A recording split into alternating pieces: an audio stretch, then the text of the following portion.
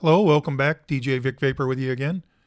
Continuing on with our Max for Live DNA effects course, we're in the buffer shuffler, and in this tutorial we're going to look at the pitch, shift, amp, and pan features here on the left.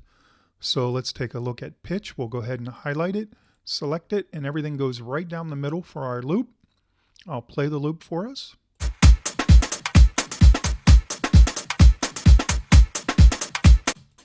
So nothing happening, the loop's straightforward as is.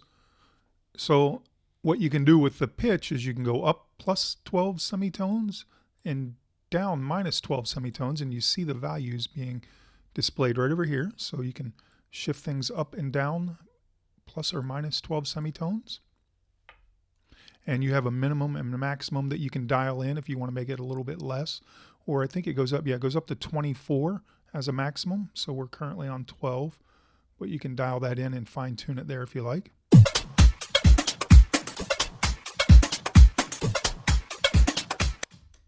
I'll reset that.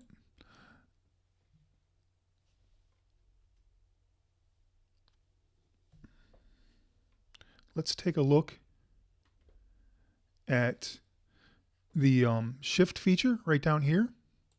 So shift is next. I'll highlight it with its circle, and it's going to go down to the bottom here. And basically what it's going to do is shift the frequency, not so much the pitch. It'll sound sort of like the pitch is being manipulated, but it's more or less shifting the frequency. So, and you have your minimum and maximums here if you want to dial it in and fine tune it. I'm just going to hit dice for some random, and let's take a listen to that. I've also got the pitch randomized, so we'll hear some pretty cool effects.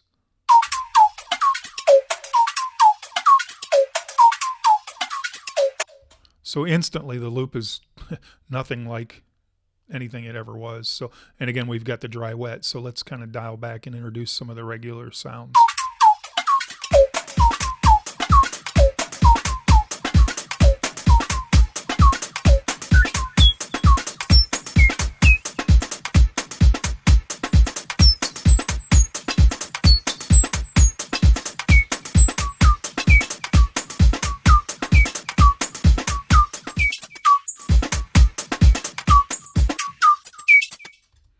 So pretty cool stuff there. Pitch and shift, resetting everything, leaving the dry wet at 100.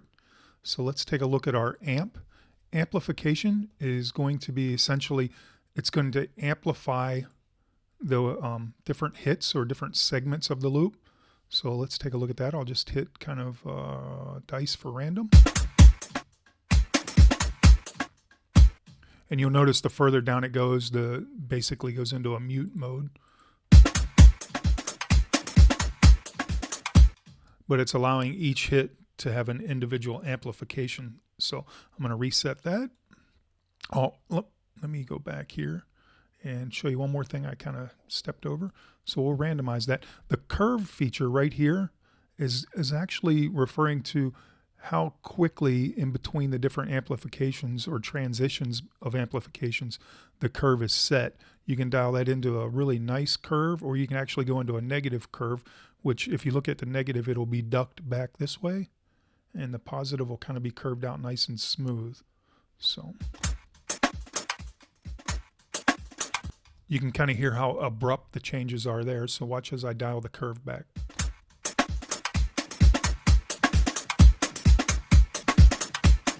Kind of smooths things out. So that curve is referring to how fast these amplification transitions take place.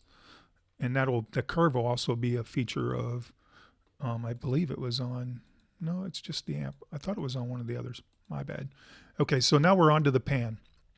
The pan feature is essentially looking at left and right. Left will be on the top, and the right will be all the way to the bottom. So it's just panning those individual hits left and right. Let me just hit the dice for a random.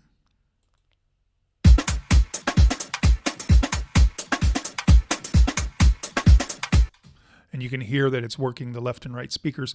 Now we're maximizing our stereo field at 50 right, 50 left. We can dial this down, make it a little less aggressive if we like. Somewhere in here where you just maybe get like a little Haas or stutter slap effect kind of thing.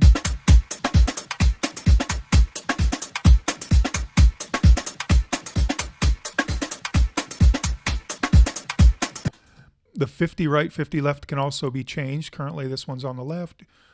It can be changed to the right.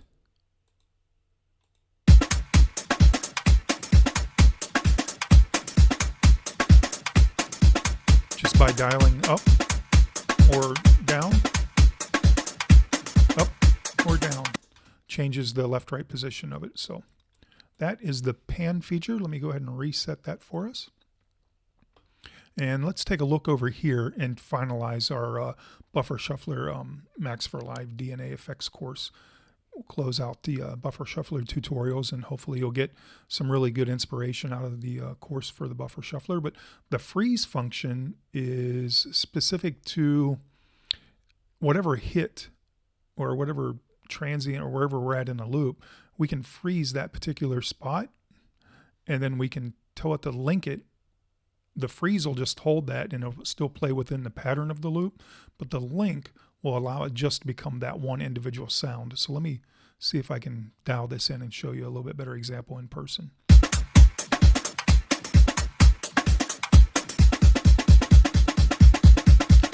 So right there I have the kick drum.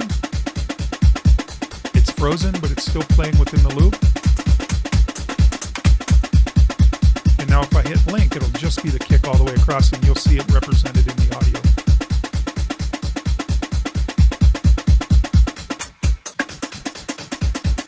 There I've got like a little bit of a hi-hat frozen.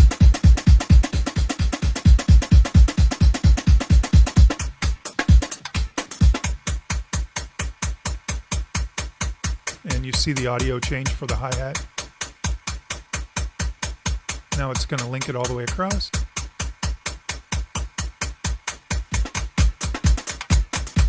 And see, in the freeze mode, I still have access to the other drum sounds. And when you go to link, it's just going to be that. It's just going to be that hi-hat. So that's the freeze. It's allowing you to hold one position on one sound.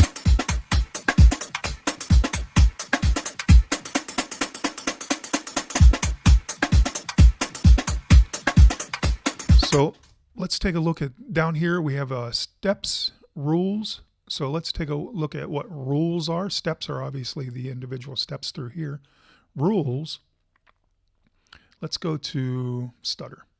So let's say on rules, we're gonna tell it, let me go back to steps. We're gonna tell it to stutter right here for us, those 3 steps. All right, and now we'll go back to rules and we'll tell it that we only want specific areas to be affected by whatever we're doing. So we've got those 3. Oh, let me get you down here. All right, and down, down. All right, so now the only thing being affected by anything I do should be these 3 stuttered steps. So if I'm hitting dice and randomizing, it's only working on these areas.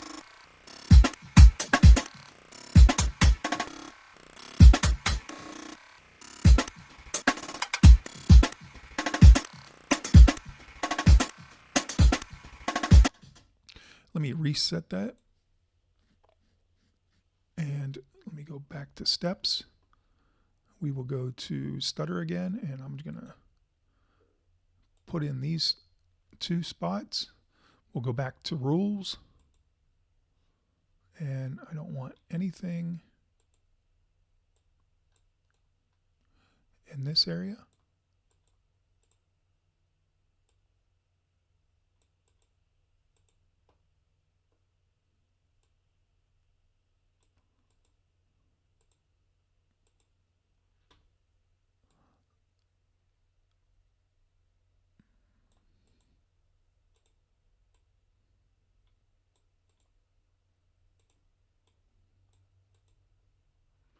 So there, those 2 should be the only ones affected by anything I do from here on out.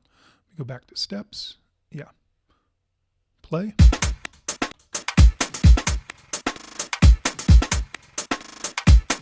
So the only thing being randomized now are those 2 steps, because I've set rules to tell it not to affect anything else.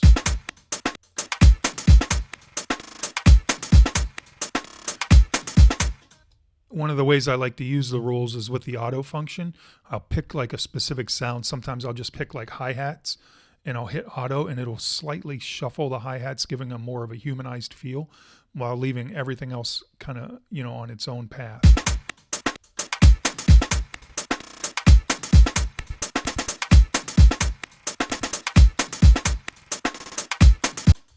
So pretty cool there. Hopefully you've got a lot out of the Buffer Shuffler Max for Live DNA Effects course. I'll see you in the next tutorial. We'll continue on with the course and we'll start looking at some other Max for Live devices. See you in the next tutorial.